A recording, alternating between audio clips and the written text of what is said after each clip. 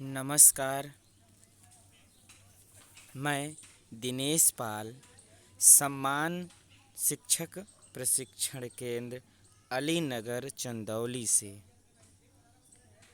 आज हम DEd SC, ID and HI first year के semester second paper 5 common paper educational psychology के unit 5.3 functional analysis अर्थात कार्यात्मक विश्लेषण के विषय में चर्चा करने वाले हैं। इससे पहले हमने 5.1 में common behaviour problems in children और 5.2 में असेसमेंट ऑफ प्रॉब्लम बिहेवियर के विषय में हम लोग चर्चा कर चुके हैं। आज हम कार्यात्मक विश्लेषण के विषय में चर्चा करेंगे। तो आइए हम देखते हैं कि कार्यात्मक विश्लेषण है क्या।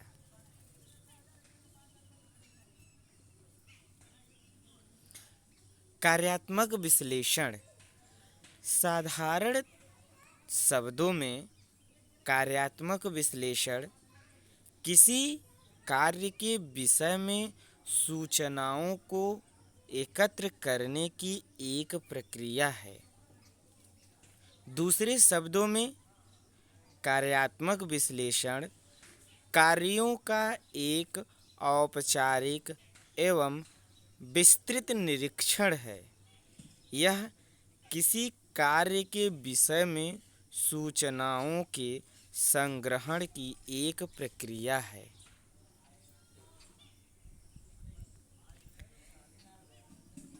इस प्रकार कार्यात्मक विश्लेषण कार्य की विषय वस्तु, जिन भौतिक परिस्थितियों में कार्य संपादित किया जाता है तथा कार्य के उत्तरदायित्वों को पूरा करने के लिए आवश्यक पात्रताओं का व्यवस्थित अनुसंधान है। कार्यात्मक विश्लेषण की कुछ महत्वपूर्ण परिभाषाएं निम्नलिखित प्रकार से हैं। तो आइए अब हम कार्यात्मक विश्लेषण की परिभाषाओं के विषय में चर्चा करते हैं। सबसे पहले हम ईजे मैकार्मिक के अनुसार देखते हैं। ईजे मैकार्मिक के अनुसार कार्यात्मक विश्लेषण को कार्यों के विषय में सूचना प्राप्त करने के रूप में परिभाषित किया जा सकता है। दूसरी परिभाषा एडविन बी फिलिप्पो के अनुसार कार्यात्मक विश्लेषण किसी कार्य विशेष की क्रियाओं एवं उत्तरदायित्वों के संबंध में सूचनाओं का अध्ययन करने एवं उन्हें एकत्रित करने की प्रक्रिया है।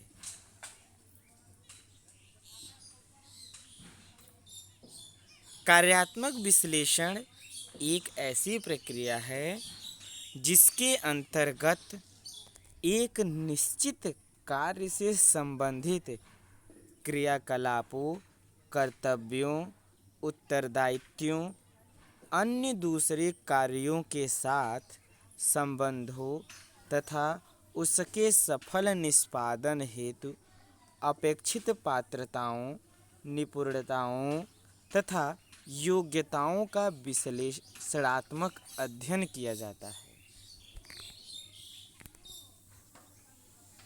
आइए अब हम जैसा कि हम बच्ची की समस्या व्यवहार के विषय में चर्चा कर चुके हैं, तो आइए हम देखते हैं कि समस्या व्यवहार के कार्यात्मक विश्लेषण कैसे किए जाते हैं। देखिए, कोई भी व्यवहार कभी शून्य नहीं घटित होता है, चाहे वह समस्या व्यवहार हो या कौशल व्यवहार। किसी व्यवहार के पीछे कोई न कोई कारण व वातावरण अवश्य सन्निहित होता है। ऐसा हो सकता है कि दो बच्चों का समस्या व्यवहार एक समान हो, परंतु समस्या व्यवहार के जिम्मेदार कारक समान नहीं हो सकते हैं।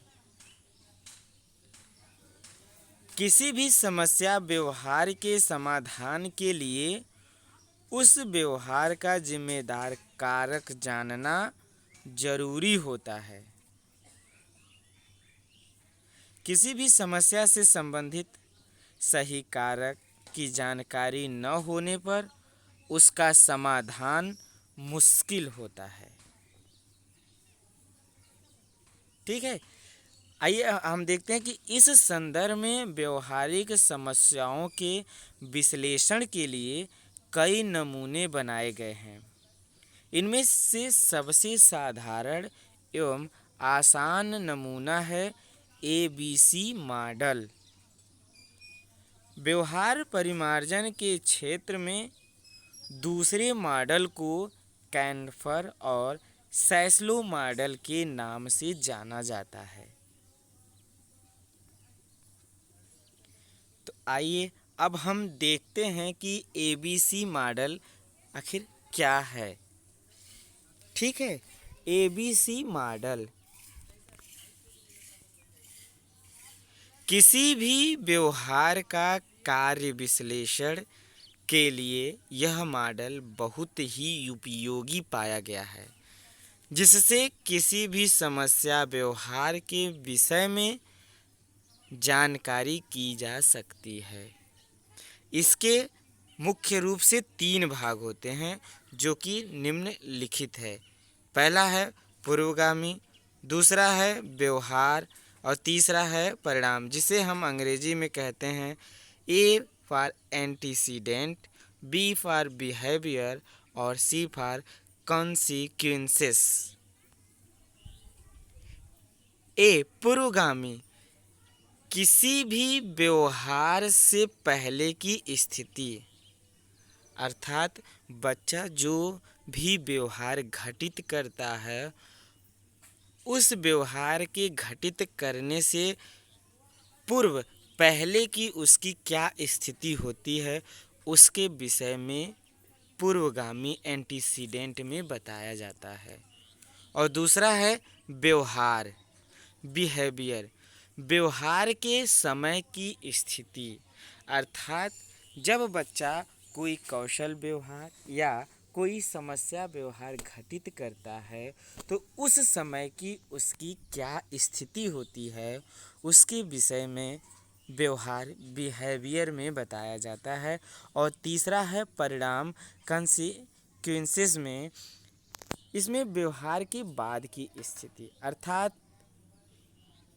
व्यवहार जो बच्चा कौशल व्यवहार या समस्या व्यवहार जो कुछ भी घटित करता है उसके बाद उसका क्या परिणाम होता है उसके बारे में इसमें बताया जाता है सी में। ठीक है, अब हम विस्तृत रूप से एक एक करके इसके विषय में जानने का प्रयास करते हैं कि ए क्या है अर्थात पुरोगामी क्या है, बी बिहेवियर क्या है, सी परिणाम क्या है। ठीक है, तो आइए सबसे पहले हम पुरोगामी एंटीसीडेंट के बारे में जानते हैं। व्यवहार के पूर्वगामी स्थिति को जानने के लिए निम्नलिखित चीज़ें जानना जरूरी होता है। पहला क्या है इसमें,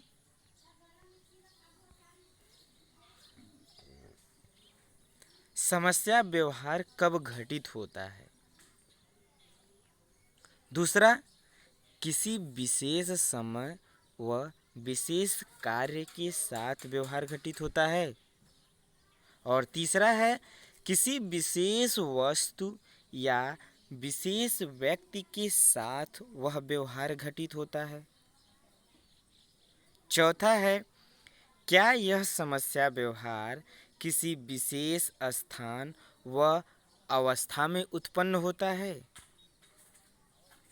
पांचवा है इसमें इस समस्या व्यवहार के कौन कौन से कारक सन्निहित हैं। ठीक है, अब हम देखते हैं बिहेवियर, व्यवहार। व्यवहार किसी भी समस्या व्यवहार की तत्कालीन स्थिति को जानने के लिए निम्नलिखित चीज़ें जानना आवश्यक होता है। तत्काल अर्थात जब वह समस्या करता है उस समय की स्थिति को जानने के लिए हमें क्या जरूरी है उसके विषय में हम देखते हैं कि देखिए इसमें पहला है समस्या व्यवहार कितनी बार उत्पन्न होता है और दूसरा है समस्या व्यवहार कितनी देर तक रहता है। तीसरा है परिणाम सी, कॉन्सिक्वेंसेस। किसी भी व्यवहार की समस्या के लिए उस व्यवहार के उत्पन्न होने के बाद की स्थिति को जानना भी आवश्यक होता है। जैसे पहला है इसमें कि समस्या व्यवहार उत्पन्न होने के समय उपस्थित व्यक्ति की प्रतिक्रिया। दूसरा है समस्या व्यवहार के बाद बच्चे व अन्य द्वारा की गई प्रतिक्रिया। और तीसरा है समस्या व्यवहार बच्चे के किसी लाभ व निजी स्वार्थ से तो नहीं जुड़ा होता है। यह जानना इसलिए ज़रूरी होता है कि बच्चा यह समस्या व्यवहार किसी का ध्यान आकर्षित करने के लिए तो नहीं कर रहा है या बच्चे के इस व्यवहार से उसे आनंद तो नहीं मिल रहा है या यह व्यवहार किसी कौशल व्यवहार से तो नहीं जुड़ा है। आइए अब हम देखते हैं कैनफर एवं सैस्लो मॉडल।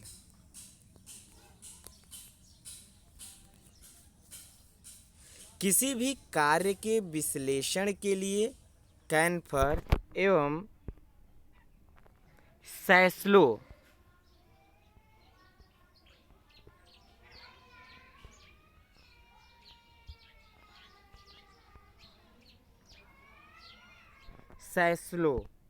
मॉडल द्वारा बनाया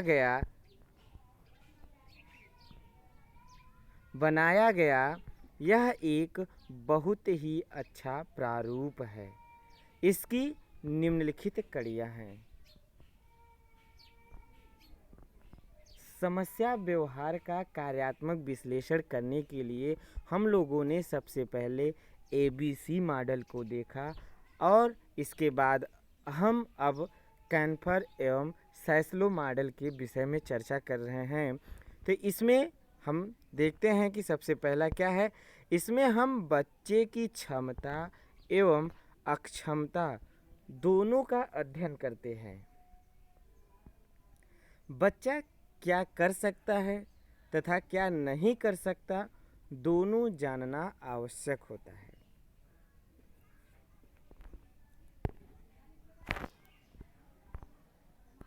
दूसरा, उसे विशेष स्थिति व परिस्थिति की जानकारी करना जिसमें समस्या व्यवहार घटित होता है।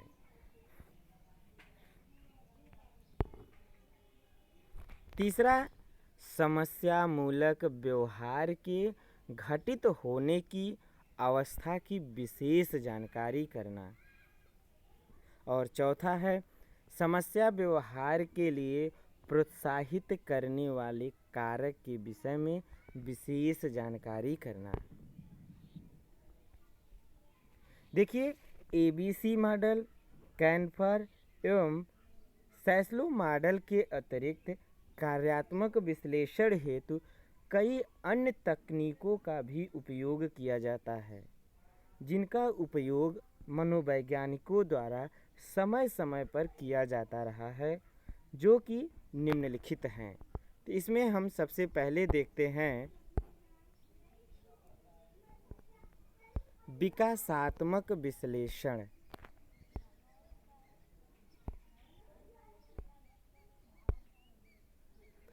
इसके अंतर्गत बच्चे तथा उसके व्यवहार के विषय में निम्नलिखित जानकारी की जाती है। पहला है विकासात्मक मंदता, गंभीर बीमारी या कोई दुर्घटना जिसके कारण बच्चे का व्यवहार प्रभावित होता है। दूसरा है सामाजिक व सांस्कृतिक परिवेश के प्रति बच्चे का किस प्रकार का व्यवहार है। तीसरा है परिवेश सीमित होने के कारण उस व्यवहार के लिए जितना समुचित पुनर्बलन मिलना चाहिए मिल रहा है कि नहीं। दूसरा है स्वतः नियंत्रण विश्लेषण।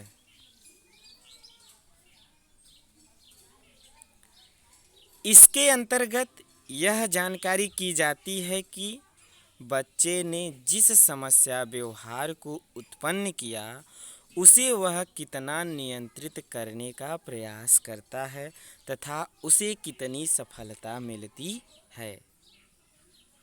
तीसरा है हमारा सामाजिक संबंधों का विश्लेषण। समस्या व्यवहार का संबंध माता पिता, चाचा चाची, भाई बहन इत्यादि के साथ कैसा है तथा घर, पड़ोस एवं स्कूल के लोगों के साथ बच्चे का व्यवहार कैसा है, यह जानना आवश्यक होता है। इससे हमें यह जानकारी मिलती है कि समस्या मूलक व्यवहार के प्रति सामाजिक संबंध कितने जिम्मेदार हैं। और आखिरी हमारा चौथा है सामाजिक, सांस्कृतिक एवं भौतिक वातावरण का विश्लेषण।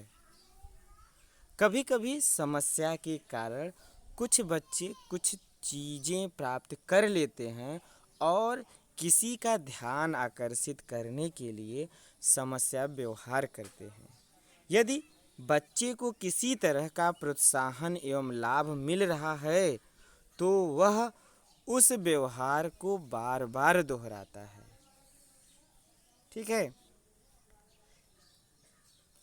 इस यूनिट में अर्थात फंक्शनल एनालिसिस कार्यात्मक विश्लेषण में हमने देखा कि कार्यात्मक विश्लेषण क्या है और कार्यात्मक विश्लेषण किन किन के माध्यम से अर्थात ABC मॉडल क्या है और कैनफर और सैस्लो मॉडल क्या है और उसके अतिरिक्त और जो विधियां कार्यात्मक विश्लेषण की जो विधियां होती हैं उसके विषय में हमने चर्चा किया। इससे संबंधित हमने कुछ महत्वपूर्ण प्रश्न तैयार किए हैं जो कि निम्न हैं। सबसे पहला है हमारा कि ABC मॉडल का पूरा नाम लिखिए।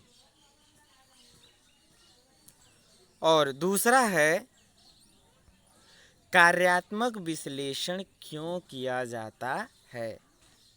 तीसरा और आखिरी प्रश्न है कार्यात्मक विश्लेषण अन्य किन विधियों के माध्यम से किया जाता है।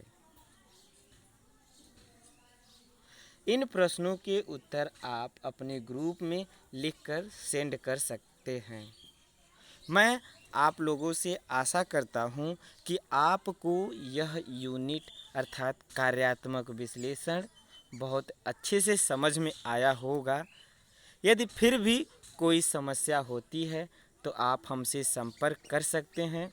मैं पूरी कोशिश करूंगा कि आपके प्रश्नों के उत्तर सरलतापूर्वक दे सकूं और आपको संतुष्ट कर सकूं। धन्यवाद।